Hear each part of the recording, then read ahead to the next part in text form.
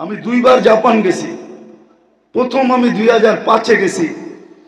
তো আমি সকালে এক ফ্যাক্টরিতে গেছি, তো যা দেখতেছি ওয়াটার গান দিয়ে একজন পরিষ্কার করতেছে। ওইখানে লেদারের ফ্যাক্টরি ছিল, দামি দামি পার্টস তৈরি হইতো, মেয়েদের ব্যাগ, মানি ব্যাগ।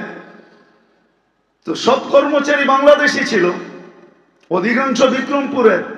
তো আমি উপরে চলে গেছি, জিজ্ঞেস করলাম এই সাত সকালে এত ঠান্ডার ভিতরে ওয়াটার গান দিয়া দেখলাম একজন মহিলা ওয়াশ করে, একে হাইসা দিয়া বলতেছে আমাদের মালিকের স্ত্রী।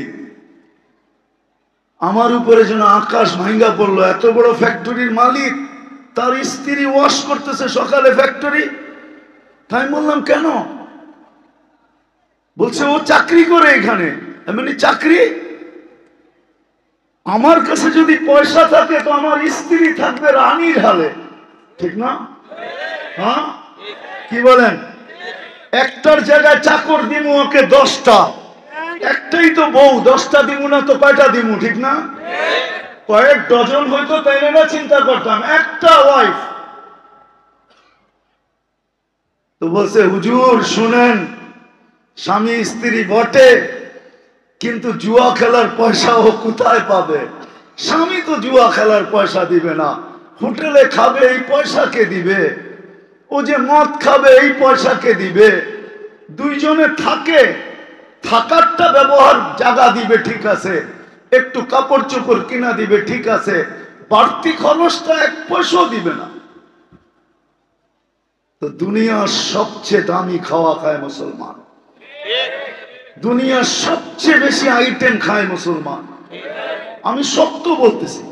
2008-এ আমার সফর ছিল ইউরোপ, এন্টার ইউরোপ, 25 দেশ। আমি ইটালিতে বসেছিলাম, বলোনিয়া। তো দোস্ত ইস্তেমা চলতেছিল, দস্তরখানে খাওয়া লাগছে।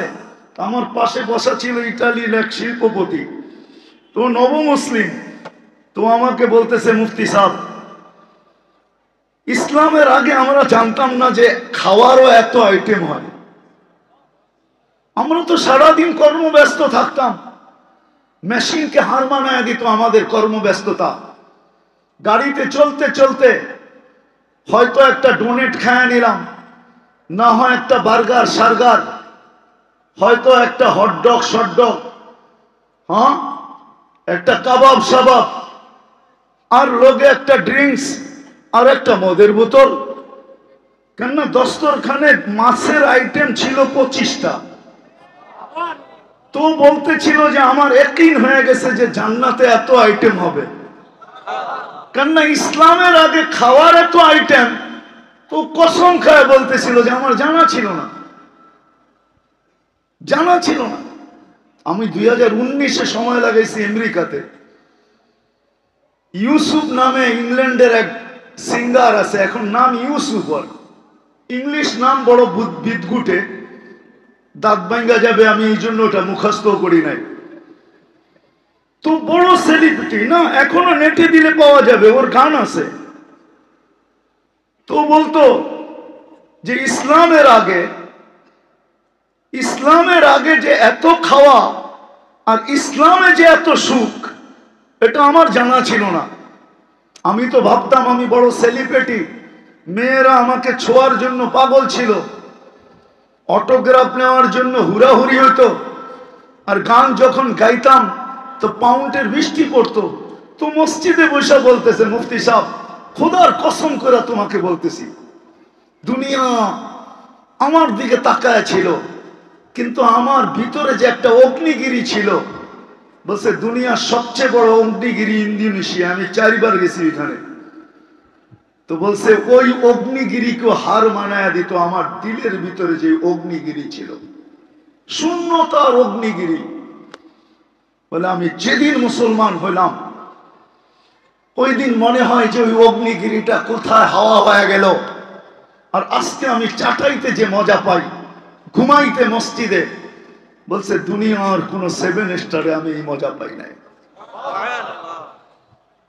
বলে আজকে আমার বিশ্বাস হইতেছে যে দুনিয়ায় খানার এত আইটেম। আমি আপনাদেরকে খাওয়া কারগুজারি শুনাইতেছি না, দিলে লাগানোর জন্য বলতেছি। আমার সফর হইতেছিল তারেক জামিল আর আমি একসাথে জিবুতি, ইস্তেমা ছিল আমাদের ওইখানে। পড়া 60টা গোত্র আসছে, ইস্তেমা অ্যাটেন্ড করছে। তো সবাই আমাদেরকে এসে বলতেছে আমরা কাল দুপুরে তোমাদেরকে আমাদের ডিশ খাওয়াবো। আমাদের যে বিশেষ খানা হয় 60 গোত্র। ওইখানের যে জিম্মাদার ছিলেন সে আমাদেরকে ইশারা দিছে, হা বলো নাহলে কিন্তু গুলি করে দিবে। কেননা এটা সোমালিয়ার সাথে আজ থেকে 10-12 বছর আগে তখন সোমালিয়া যুদ্ধ চলতেছিল। একদিকে সোমালিয়া, একদিকে ইথিওপিয়া, একদিকে এরিট্রিয়া। তোমরা হাকরা দাও, তো হাকরা দিছেন। দুপুরে যখন গেছি এরকম বড় মাঠ হবে, হল রুম, খানা রেডি করছে 60 আইটেম। তারেক জামিল আমার হাত ধইরা পাশের কামরাই ছিল, চলো খাইতে চলতে, চলো গেলাম। আমারে বলতেছে খাও এখন, অনুমতি তো দিলা সবার আগে জোরে। কেননা আমি তো ইশারা দেখে অনুমতি দিছি, আমি এর আগেও গেছি। তা আমি একে বললাম সবগুলা খাওয়ান না, দেখতে থাকো, যেটা তোমার রুচি লাগে ওটার থেকে 2-4 লোকমা খায় নাও, হয়ে যাবে। তো দুনিয়ার সবচেয়ে বেশি আইটেম খায় মুসলমান। রাগ হয়েন না, দুনিয়ার সবচেয়ে দামি পোশাক ব্যবহার করে মুসলমান, তারপরও নির্যাতিত কেন?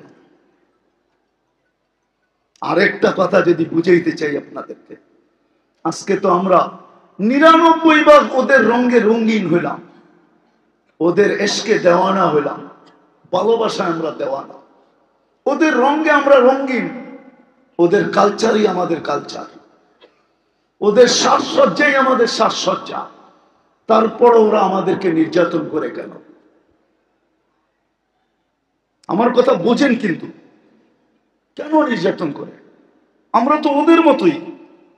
আমাদের যুবকের চুল দেখেন, স্টাইল দেখেন,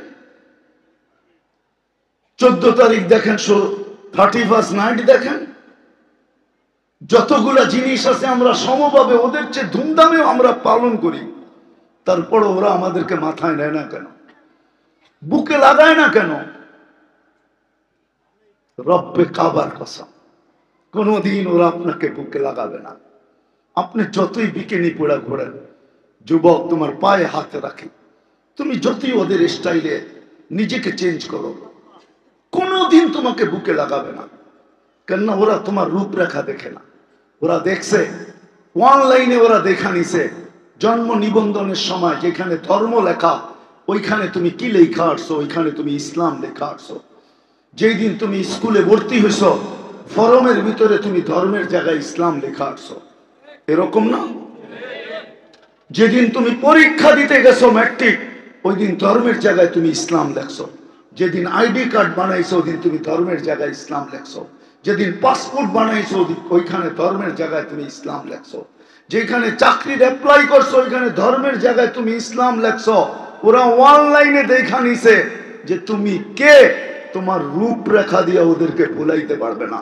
যদি বিশ্বাস না হয় যাও যাও আমার মা বোনদেরকে বলো, যারা ইসলাম আর মুহাম্মদুর রাসূলুল্লাহ সাল্লাল্লাহু আলাইহি ওয়াসাল্লামের উম্মত হওয়া সত্ত্বেও যারা নিজেদেরকে আধুনিক সাজে সাজাইতে চায়, যাক না আধুনিক সাজে সাইজা, যাক না বিকিনি পড়া পাসপোর্টটা নিয়ে আমেরিকান এমবাসিতে, দেখি ভিসা দেয় কি দেয় না, যাক না।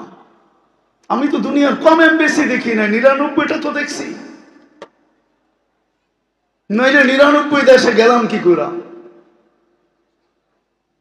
রাগ হয় না আমার কথা? হইতে পারে এমবাসিতে ঢুকার সাথে সাথে গার্ডরা বাহিরও করে দিতে পারে, বলতে পারে বিকিনি তো পড়ে সি এরিয়ায়, তুই আমাদের এমবাসিতে আসলি কেন? এমবাসি তো বিকিনির জায়গা না, বিকিনি তো পড়ে সি এরিয়ায়। সৈকতে বিকিনি পড়ে তুই এমবাসিতে কেন আসলি? হইতে পারে কার ধাক্কা দিয়ে বাহিরও করে দিতে পারে। আজকে আমরা ইসলামের ইজ্জত রাখি না, উম্মত হওয়ার লাজ রাখি নাই, মুহাম্মদুর রাসূলুল্লাহর ইজ্জত রাখি নাই, খাতামুন নবিয়্যির ইজ্জত রাখি নাই, উম্মত জানেই না। নিত্য নতুন ভিডিও পেতে চ্যানেলটি সাবস্ক্রাইব করুন ভিডিওটি শেষ পর্যন্ত দেখার জন্য ধন্যবাদ। আল্লাহ হাফেজ।